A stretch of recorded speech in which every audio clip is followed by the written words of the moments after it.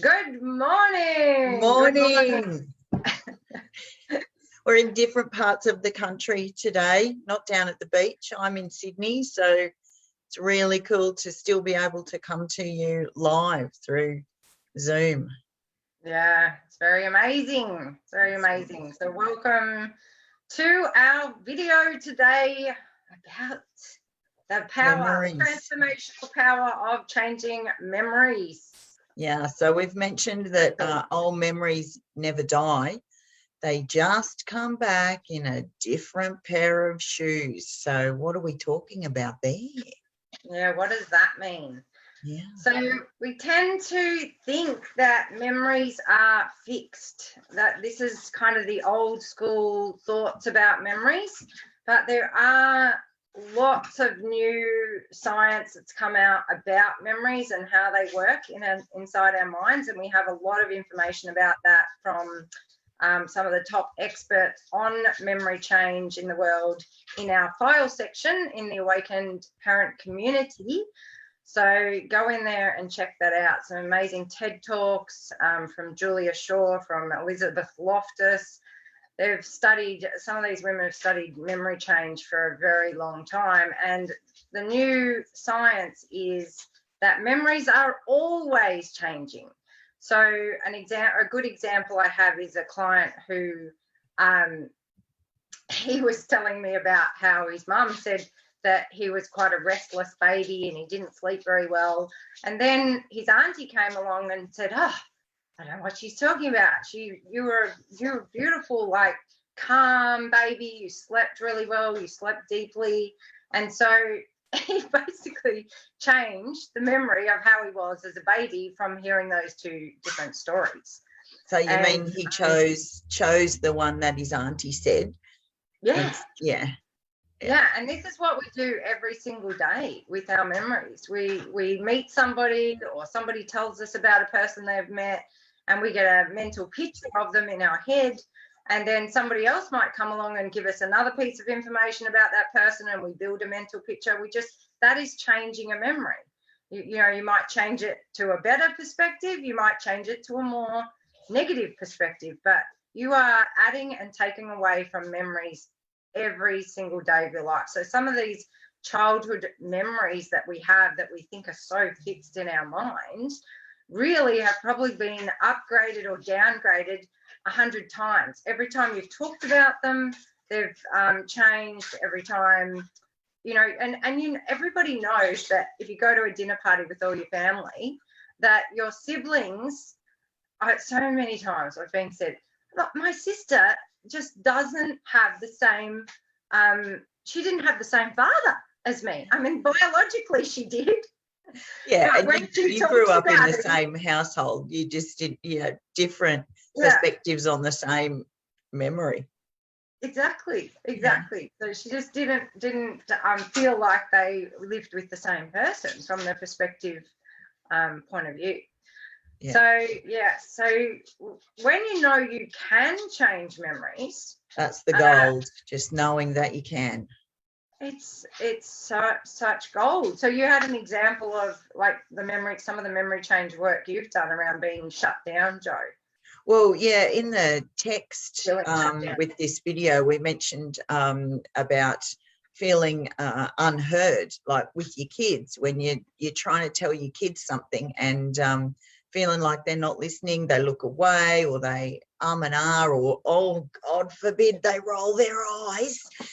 And when we go back and change the memories, which I did, so I felt like as a child, I rarely even got to finish a sentence. This was my perception of my childhood, and then struggled to speak up later in life. And even I remember doing in my late 30s, doing a commerce degree in accounting, and I got a job in an accounting firm. And they pointed out to me that I had difficulty articulating my thoughts. And then my problem was I would start a sentence and I'd stop like halfway through, waiting for someone else to finish my sentence for me, because that is what I was so used to.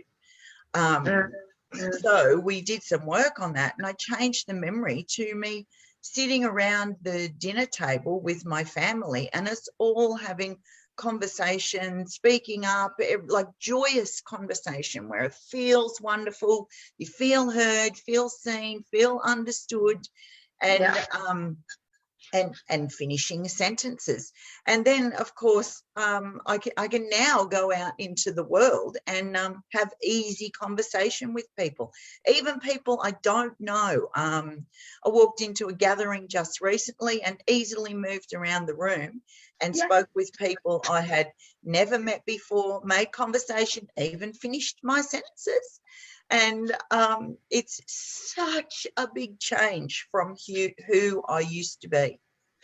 Yeah. And with the kids, it was funny. I'm not sure if I mentioned this, but with my kids, I used to over explain things like you will hear me, you will get this, you will understand it. You know, I wanted to, so I gave them far too many words, but it was because of my drive to be heard. Yeah. Yeah, I definitely did that one as well. And there's no, and then inside my mind, I'm getting really triggered because all of my memories say that I'm not important, you know, I'm not good enough to be heard. The memories you are holding all form your belief systems about yourself. So we call them in Faster EFT, which is the modality we use when working with people in our course, the mums that come into our course, that we call it proofs and references. So when you are getting triggered, you've basically got like all of your memories are kind of coming up to meet you. So if your child is not responding to you, for example, and you're feeling that trigger around not being heard, this is your subconscious just showing you all the times in your life that you haven't been heard. It's actually not about your 5-year-old child in front of you like we think it is. We actually think that they're not listening to us, but that's actually not the case. It is our past that we have to now work with and go back. And if you were to find all the memories inside your mind, especially the ones with really big emotional charge, and go back and say, and do the tapping process on them, release the emotional charge out of them and change them, then you are going to massively change how you feel when you're in front of your kids, and you'll actually start to feel like they're listening to you. It seems really strange, Magic. but that is the power of memory change work, and all of your world just starts to change because you're starting to filter everything through a totally different filter. I mean, I say I was married for 18 years, and because my filter said daddy doesn't love me, I felt like my husband didn't love me. But as I started to change and release all the emotional charge out of the memories, the really strong, intensely emotional memories with my dad, where I didn't feel like he loved me, especially the really early ones, like the 4-year-old, 3-year-old ones where things had happened where I really started to believe, you know, I'm not loved, I'm not good enough, I've failed as a daughter. And so as I changed all of that, because really it wasn't true. I mean, my dad was doing the best he could with his skills and his training. He was just giving me what he got. And as I changed all of that, I started to realize, oh, it's just so funny. Like, my husband loves me. Like, he's been with me for 18 years. He actually does love me. I mean, it seems really weird that you could spend that amount of time, but because I'm carrying around these old memories that haven't died. And so how they show up is with your husband, with your boss, with your children, with your business partner, with anybody in your life. You will filter the world through the way you hold memories inside your mind. That is your map of the world until you change it. So and you continue to, if you don't change them, you continue to strengthen them, to strengthen the neural pathways. But we can change them and put new programs in there and live our lives through new filters that honor us more, that so we can step into this bigger, brighter, bolder version of ourselves. But really, I say that, but it's the true version of ourselves, the non-programmed version. Yeah, exactly. The version that, and it's the version that has a choice as to how you respond to life as well. Like, it really puts the power back in your own hands. And we were even chatting with one of our friends and clients on Facebook Messenger this morning, and she had some nerves and things coming up around something she had to do today. And we're reminding her that, nerves are just your body showing you. It's like a trigger. It's your body showing you that there's something here needs to be addressed. So again, it's this perspective change that triggers are your friend. Triggers are an opportunity, as Joe always says. They're an opportunity to go, oh, what could I change here? And she actually mentioned a memory of the last time she went and did this particular thing. And we said, well, just by bringing in, say, a massive, huge angel or anything that resonates with you, it has to resonate with you. But you can collapse memories just by bringing in different visuals into the memory. And like seeing them differently. Like, I have clients where they bring in Aslan, like the lion, Aslan, and just by bringing in that image into a memory, I'll often, with my dad, a lot of the memories I would bring in comedians into the memory. I was doing this actually just last night. I was bringing some of my favorite, Ricky Gervais, and we were having a conversation with my dad and Ricky Gervais, and so this is great entertainment, guys. And this is your dad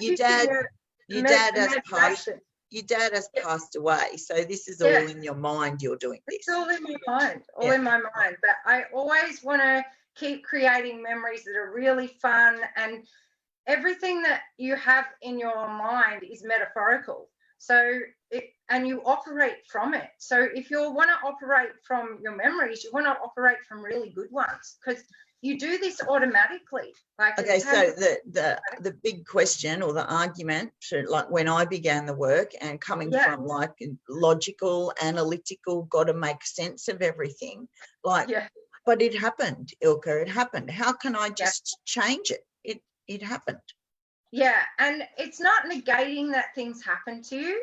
It's really not saying history didn't happen, because history did happen and things did happen a certain way, and they did. So we're not saying that things didn't happen, but, and people go to really big extremes to kind of prove a point, because there's parts of us that are really hurt and in pain.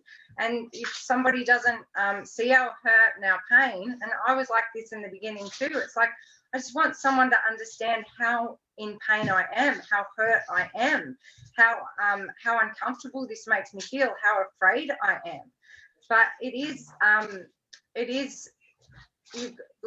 we've got to understand, though, that how long do you want to carry hurt and pain and fear and stories around that are not serving you in living your best life moving forward?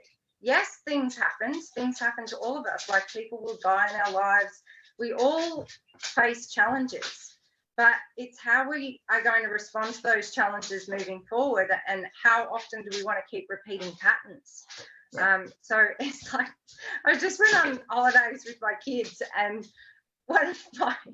we went to 3 days on Fraser Island. It was absolutely amazing. And my son kept like using this expression, grow up. Like he would go, it was really quite funny. And I thought to myself, I felt like I started growing up when I was 42, when I started doing this work. Like, 47. Until that time, I was really living a lot of my life in victim mode. And I'm just trying to find people to get in victim mode with me.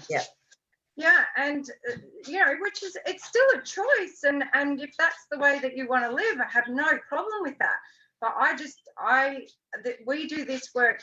I know, Joe, you and I do this work because we want an amazing life. Like, we want a life where we have lots of power, to make life the way we want it. And that comes from in the moment being able to respond to life in a way that you want. Like you as you said, you went to a gathering and you had the best time. I mean, I've just been to Fraser Island, had an amazing time with my family. We did lots of laughing, lots of having fun, lots of joy.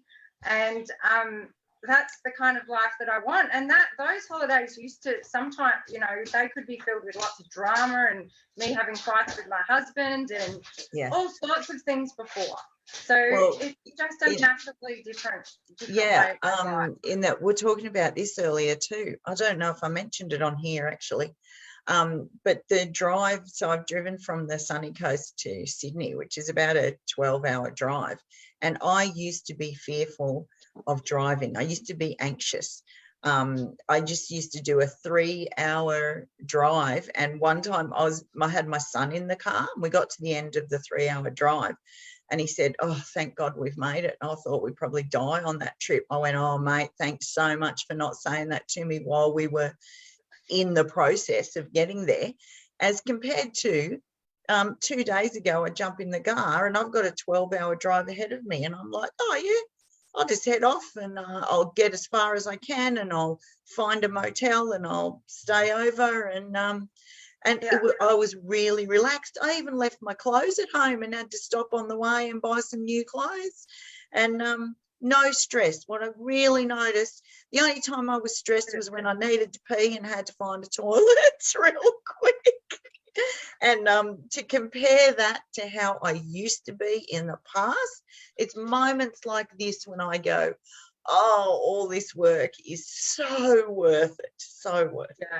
Yeah, it is. And that's the other point that I'd love to make, actually, is that you go, well, but Ilke, like I've got, so the other thing will come up is I've got so many memories, like so many. If I think about my past and I had to write down all the memories that have hurt and pain and high emotional charge and no one listened to me and I'm not important. And believe you me, when they first got me to kind of write down what my problems were and like start doing this process to change them, I'm like, only one A4 piece of paper and I filled both sides and down the columns, like, you know, like could I have like a whole like pack? And it does seem like a big thing in the beginning, but the beauty of the modality Faster EFT, which I've been training in for 7 years and helping people with, is that we can really, like, memories often are themed and they often have similar belief systems. And once you start to really collapse the main themes, you know, this starts to make a massive difference to how you do life. And that's what we find on the calls with the ladies, like some of the and you know, again, we always say, like, hats off to them, because often they will come with their biggest stuff. And that's like the gold. The gold is in the ones that keep repeating, the ones that you see showing up in your life, the ones that you know, you've struggled with for a long time and you've started to see a repeat pattern in, and or the ones that you don't want to tell anyone. And that's something that we can do in Faster EFT, is you don't actually even have to say them on the call. You could just give them a title. You can give them a title like Memory 1. Not even one person on the call will know what you're working on, but you can actually change some big memories, some big stuff, and release the charge out of it, change it completely, and change it to something that's going to serve you in life moving forward. And that is the power of Faster EFT. The real guts of Faster EFT, I mean, we talk about tapping, but the real guts and meat of Faster EFT is the memory change work. And it's what will make the biggest difference to your life moving forward, because everything else that I've found that people tell me about with therapy and all those kinds of things, and again, this is only my opinion, but it's a lot of pushing things under the rug. It's a lot of there's an avoidance strategy in it, as we go right into what you're playing inside your head. And we release the charge out of it. We release the charge out of the expressions. We release the charge about what every single person in that memory is holding in their body. We release the charge out of and all their belief systems, their feelings. Like, it's very thorough how we do it and how we make sure that everyone in that memory is really smiling and they're totally transformed, because this is how your nervous system functions from those memories. So if you've got stressed people or sick people or depressed people in your memories, and you wonder why you feel like you might die at 70 the same way your father did, it's because of the memories. It's and this is a new way of thinking. It's very, very new. But my experience from working with people now for 7 years is that it totally is true, because I've seen how when you change them, everything changes. So yeah, did I miss something then? I started on your life just keeps upgrading, is what I wanted to say. You're like the more you change it, the more your life just keeps getting better and better. Yeah, it's really, really amazing stuff. Yeah, it sure does. And in the beginning, like, we are holding on to things, like we say, playing victim, but we hold on to things because we learned those coping skills as children and to keep us safe, to survive. And we were very, very clever at developing those coping skills. But as an adult, when they keep showing up in our lives and we want to have a better life, then we can let go of those coping skills that aren't serving us. Yeah, exactly. And the past is over. That's the thing. The past is not real. It's not happening anymore. It's over. It feels real, because when you play something inside your mind, it's like if you if you got scared by the Jaws movie when you're a kid, and now you're playing that over in your mind again, you might feel the same kind of emotional charge you felt watching that movie as a child, especially if you're really good at kind of going into the hole, and especially if you've played it many times before to scare yourself. But we're training the brain to give you new entertainment. Like, what about dreaming about your favorite holiday destination instead of that? And how much fun you're going to have, or just being able to be present in the moment even, and enjoying what's going on for you right now, which I found very, very difficult to do, because I was always so in my head, and the head stuff was in avoidance mode. Yeah. So avoidance of looking at anything back there, like, it becomes exhausting to not look at it, because you've got to find a way to not look at it. And whether that's talking, thinking, exercising, even tapping, even meditating, all of these things can become avoidance strategies of not going inside and not addressing what's actually the issue. So seeking more courses. Seeking someone outside of me to rescue me. Yeah, exactly. When it's all the problems, as we talk about, and all the gold, the problems are the gold in the end. It's like an alchemy process of turning, you're just upgrading. We upgrade our computers, we upgrade our cars. Yeah. and that's why our kids are our greatest opportunity, because they're going to show us where all the bits are that we could choose to let go of or to integrate. And so many stories of, like, the driven mother, career driven mother, who may have the child who just wants to paint and relax and be in flow all the time, or where we have different types of child to our own personality to show us a different way of being, or somewhere inside of us where there's a part of us that needs to be integrated. Yeah, Joe and I were talking about this the other day, how you always get, particularly one child, maybe you get two. All of your children do this, but it's like we seem to have one child that's almost the like really there to show us where our triggers are. And for me, my oldest daughter is very touchy-feely. She loves hugs, she loves all these things that I kind of made vows against. I developed coping skills that was like, I don't need anyone. My coping skill is I don't need anyone. So then I have a child comes along who totally needs me, needs my support, needs my hugs, needs my love. You know, so I've had to do a lot of tapping around that, and it was in learning that I can be that small child. That's actually another thing I was working on last night, to be able to like sit on my dad's lap, you know, and feel loved and feel cared for by him, and feel like it was safe to be there and be in his arms. Because by changing the memories to that, now I don't think that ever happened in that way. I realized my dad, if I was sitting on my dad's lap, he's often like, there's a lot of movement, or he's, you know, being funny, or he's being, it's kind of painful in some way to be around him. So I was thinking, I can change this. I can change this. I can change it. And that's why I was bringing people into that memory where he would feel safer and he would feel like this beautiful masculine energy. Like I was bringing some other men in that I felt like are that soft masculine energy, very strong men, but also have that real softness to them as well. And that my dad was learning from them. And then I felt safe to be on his lap and to be cuddled and to be held. And this is going to help me now be okay with my daughter, because my coping skill, because my dad, from my perspective as a 2-year-old, 3-year-old, was a big scary man, and I just tried to get away from him as much as I could.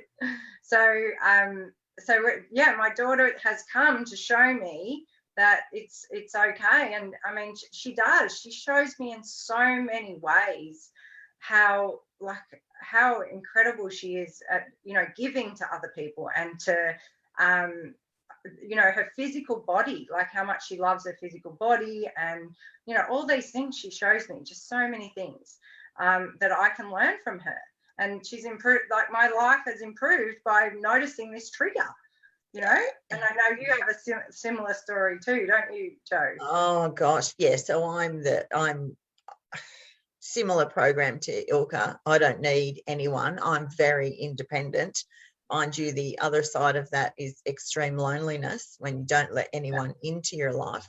So yes, I found each of my children really showed me some very different things.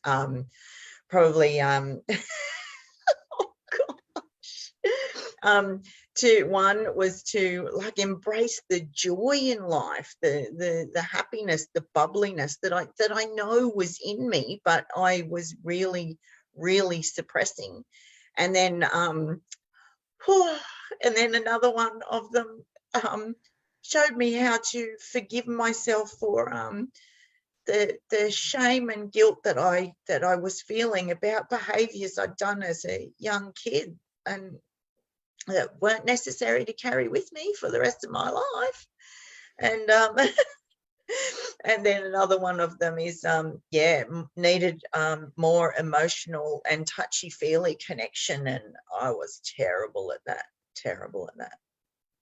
I couldn't even, as a 47-year-old woman, I go to a women's circle and they all want to hug me and I want to shake hands with them. I don't want to let them close to me. And how do you explain that to a daughter who wants you to cuddle her? And you're not really good at it. And yet you do now, like you know, lay on the bed with her and have close times with her and that too, don't you? So, it's talks and hugs. I hug easily now, and like full body. I do remember being hugging once, and a facilitator, I'm doing the hug like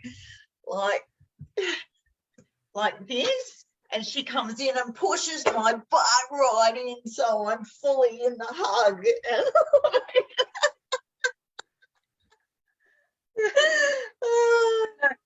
In these examples, it is easy to see that these kinds of things are coping skills. They kept us safe as children. Like, that's the other massive understanding with faster EFT, that it's all was to keep you safe. You know, if you'd been a child around my dad when you were 2 or 3, you would have done the same thing. Yeah. You know, it was totally a good strategy on my part. and That's it really served me well. But then it wasn't serving me with my kids. And I wouldn't say that I couldn't hug, although I remember when I first went to boarding school, that's when the kids there were just Ilka, and they'd come in and they'd all give me a big hug, and I'd be like, oh, and I kind of had to learn through habit in a way, through them doing it all the time. So that was probably a bit of a training ground for me, but the kind of tensing up didn't go until I did fast tea. Yeah. Like now I can actually relax into a hug and, do that, and it's amazing. So yeah, it is very, very cool. And we forget how much stuff has actually changed. As you change things, so much stuff changes, and your life starts to improve so dramatically that kind of becomes the focus. And you look back, and it's sometimes when things come up and you go, oh my God, like that's, that I don't do that anymore. Like when Joe was driving, Yeah. So yes, we could we talk about this topic a lot, and it's really amazing, and we love it because it is so transformational. And I think the big key there is, like, when you first hear this, yes, you can change memory. The big key, the bit missing or the bit in between is being aware of it and then changing the emotions around it, because we have to integrate the emotions around it to be able to change the memory. Yes, totally. Yeah, and that's the tapping process and a lot of other processes that we use in coming along. And I have found myself that, and this is why we set up the course. We set up the course so people could come along every week and really put time aside to do this work so that they could actually make the changes. Because you can, it's kind of like the gym. It's good if you've got a buddy. It's good if there's a time to go there. It's good if, because then you go and do your gym workout and you come home. And that's a little bit like what we've set up with the course. You go and at 1 o'clock, you're here to do the memory change work. And you feel better afterwards. Yes. Yeah. And life keeps improving. More and more and more. So it's really, really phenomenal stuff. And if you're watching this video and you're in our group, if you're a part of our TAP commune, then give us a like. Anyway, if you've enjoyed the content, and if you're a part of our TAP commune, then give us a shout out and maybe tell us something about, memories, how memory change work has affected you, how it's worked for you, or give us a love heart. And some of our members in the private group in the past have asked to share this video. So just letting you know, it'll be on the business page as well, and you can share it from there. Yeah, all our videos from now on are going to go to the business page, to YouTube, and to Instagram as well, Joe. Yep. Yeah. Yeah. Yay. Stepping up, see? Stepping up. Stepping up. Awesome. Right. Awesome. Cool. Well, thank you all. Thank you for joining us. And we look forward to seeing you next week. Yes. Yay. Okay. Happy days. Bye. Okay. Bye. Bye.